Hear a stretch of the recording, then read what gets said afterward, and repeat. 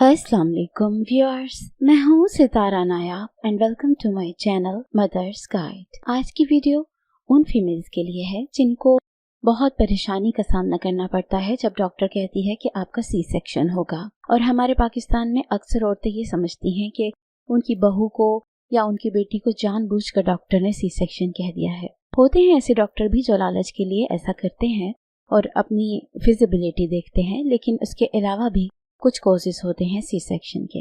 आज की वीडियो में हम आपको तकरीबन 21 कॉजेस बताएंगे जो कि अगर आपको पता होंगे तो आप समझ जाएंगे कि आपका सी सेक्शन क्यों हुआ या क्यों होने जा रहा है।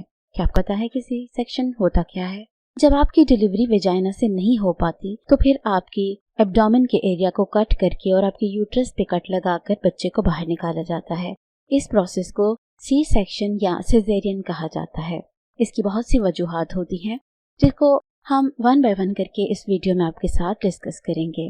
तो सबसे पहला मोस्ट कॉमन रीजन होता है वो प्लेसेंटा प्रेविया होता है। इसमें ऐसा होता है कि जो बच्चे का प्लेसेंटा यानी कि नाड़ू होता है वो यूट्रस के मुंह के आगे आया होता है, जिसकी वजह से नॉर्मल डिलीवरी हो नहीं पाती। 200 औरतों में से एक औरत ऐसी होती है जिसका प्लेसेंटा प्रेविया की वजह से ऑपरेशन होता है, उसको पूरा बेड रेस्ट दिया जाता है और उसको बार बार मॉनिटर किया जाता है। ये प्लेसेंटा प्रेविया भी 2-3 किस्मों का होता है, जिसमें अगर फुल कवर हो या हाफ कवर हो सर्विक्स तो फिर आपका सी सेक्शन होता है, लेकिन अगर मार्जिनल कवर हो यानी कि सिर्फ किनारा उसका आगे आ रहा हो तो वो फिर जो एक्सपीरियंस डॉक्टर्स होती हैं वो इसमें भी आपकी नॉर्मल डिलीवरी करवा सकती हैं। दूसरी रीजन होती है प्लेसेंटा अब्रप्शन। इसमें ऐसा होता है कि जो प्लेसेंटा है यानी कि नाड़ू है वो बच्चे से एकदम से अलग हो जाता है, जिससे बच्चे को खून की और ऑक्सीजन की सप्लाई बंद हो जाती है।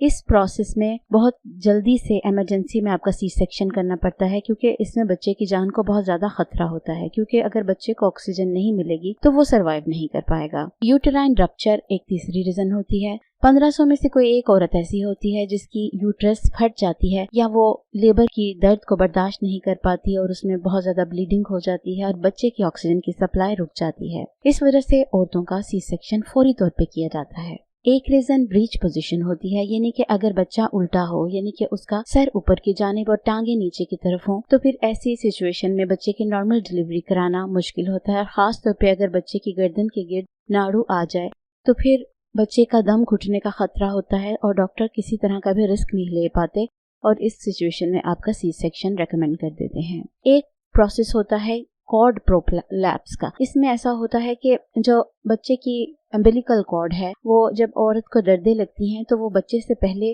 उसका नाड़ू बाहर आ जाता है और कॉन्ट्रैक्शंस की वजह से जब वो दबता है तो बच्चे को ऑक्सीजन की सप्लाई कम होना शुरू हो जाती है और बच्चे में इतनी हिम्मत नहीं रहती कि वो कॉन्ट्रैक्शंस के जरिए जोर लगाए और बाहर की जानिब आ सके। इस सिचुएशन में आपका सी सेक्शन कर दिया जाता है। फेटल डिस्ट्रेस में ये होता है कि अगर बच्चे को किसी भी वजह की से ऑक्सीजन की सप्लाई ठीक ना मिल रही हो तो बच्चे का जिंदा रखना बहुत जरूरी होता है। इसमें आपका सी सेक्शन कर दिया जाता है, वो भी इमरजेंसी में। बच्चे की मॉनिटरिंग की जा रही होती है कि उसको ऑक्सीजन सही जा रही है या नहीं। जब भी डॉक्टर को लगता है कि अब उसको ऑक्सीजन ठीक नहीं जा रही और उसकी जान को खतरा है तो वो फिर फौरी तौर पर आपका सी सेक्शन कर देते हैं। Failure to progress in labour, यानी कि अगर लेबर का प्रोसेस बहुत लंबा हो गया हो और सर्विक्स डायलेट ना कर रही हो तो इस सिचुएशन में भी डॉक्टर एक खास हद तक इंतजार करते हैं, क्योंकि फिर औरत की जान को खतरा होता है और बच्चा भी ऐसी सूरत में कई दफा सरवाइव नहीं कर पाता।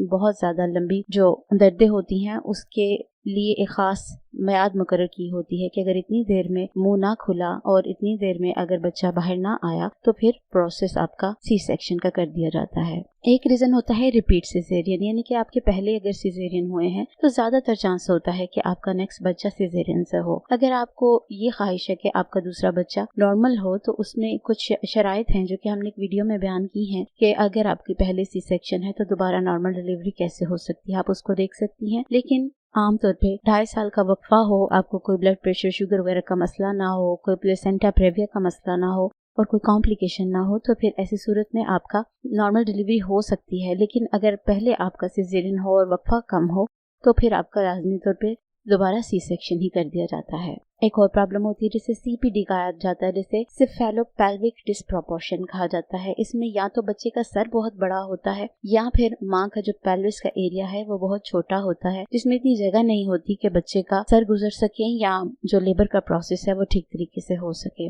इस सिचुएशन में आपका सी सेक्शन लाजमी होता है। फिर एक वायरल इन्फेक्शन होता है औरत में जिसे जेनिटल हेर्पेस कहा जाता है। इसमें ये होता है कि अगर आपकी नॉर्मल डिलीवरी कराई जाए तो बच्चे में ये वायरस शिफ्ट हो सकता है और बच्चा बहुत ज़्यादा कॉम्प्लिकेशन में पड़ सकता है। इसलिए आपको वेजाइना से बच्चे को निकालने की बजाय आपका सी सेक्शन कर दिया जाता है ताकि बच्चा इस वायरस से महफूज रहे। एक रीज़न होता है डायबिटीज़। अगर आप वैसे डायबिटिक हैं या आपको वक्ती शुगर हुई है प्रेगनेंसी में, तो इन दोनों केसेस में कॉम्प्लिकेशन बहुत बढ़ जाती हैं और आमतौर पे ऐसा होता है कि बच्चे का साइज़ बहुत बढ़ जाता है जिससे आपकी नॉर्मल डिलीवरी पॉसिबल नहीं होती और आपका सी सेक्शन कर दिया जाता है।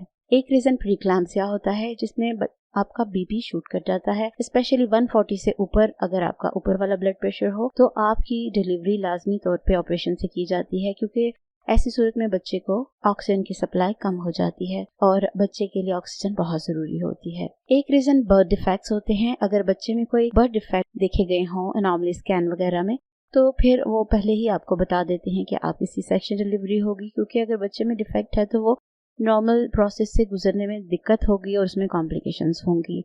एक रीज़न होता है मल्टीपल बर्थ्स। अगर तो आपके ट्विंस हैं और वो ऐसी पोजीशन में हैं कि वो नॉर्मल डिलीवर हो जाएं तो कोई मसला नहीं होता, लेकिन कई दफ़ा दोनों बच्चे एक ही पोजीशन में होते हैं या एक बच्चा सीधा होता है एक बच्चा उल्टा होता है, तो जो एक सीधा होता है बच्चा वो तो निकल जाता है आसानी से, जो दूसरा होता है उसको निकालने के लिए सी सेक्शन करना पड़ जाता है। इसी तरह अगर आपके बच्चे 3 या उससे ज़्यादा हैं वॉम में तो फिर भी आपको नॉर्मल डिलीवरी नहीं रेकमेंड करते, आपका ऑपरेशन कर दिया जाता है। एक रीज़न ट्रांसवर्स लाई होता है, यानी कि बच्चा हॉरिजॉन्टल पोजीशन पे यानी उफ़की पोजीशन में होता है, या आप कह सकते हैं कि साइड वाइज उसकी पोजीशन होती है जिससे वो यूट्रस से निकल नहीं पाता, तो ऐसी सिचुएशन में भी आपका ऑपरेशन रेकमेंड कर दिया जाता है। कुछ हेल्थ कंडीशंस माँ की होती हैं जिसमें फॉर एग्जांपल माँ को कोई खास तौर पे दिल का मसला है तो वो लेबर की जो प्रॉब्लम्स हैं वो सह नहीं सकती, उसकी तकलीफ नहीं सह सकती, तो इस सूरत में फिर आपको सी सेक्शन रेकमेंड कर दिया जाता है। एक वजह होती है ऑब्स्ट्रक्शन, यानी कि अगर आपके यूट्रस में कोई बड़ी सी फाइब्रॉइड है, कोई गिल्टी है, कोई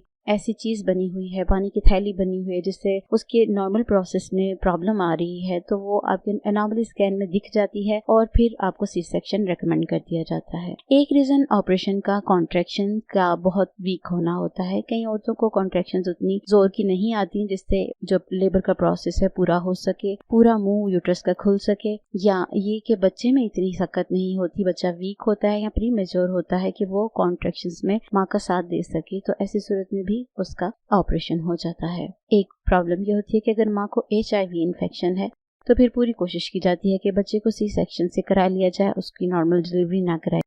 एक और रीज़न ये हो सकता है कि अगर आपका अपना फैसला हो कि मैं दर्द नहीं सहना चाहती और मैं नॉर्मल डिलीवरी नहीं चाहती, तो फिर इस सूरत में आप डॉक्टर से कह देती हैं और वो आपका सी सेक्शन कर देते हैं। तो ये थी वो पॉसिबल रीजंस जिसकी वजह से सी सेक्शन हो जाता है। उम्मीद है कि आपको काफ़ी अवेयरेंस हुई होगी इससे, और मैं चाहती हूँ कि आप इस वीडियो को उन बहनों से ज़रूर शेयर करें जिनकी इस वक्त प्रेगनेंसी चल रही है या जो ये जानना चाहती हैं कि उनकी सी सेक्शन हुआ था तो क्यों हुआ था। जब वो ये रीजंस और कॉजेज देखेंगी तो वो यकीनन समझ जाएंगी कि उनके साथ मसला क्या हुआ था और उनका दिमाग बहुत ज़्यादा क्लियर हो जाएगा। वीडियो कैसे लगी इसके बारे में अपने कमेंट ज़रूर दीजिएगा और नई वीडियो आने तक अपना बहुत सा ख्याल रखिएगा। टेक केयर, अल्लाह हाफिज़।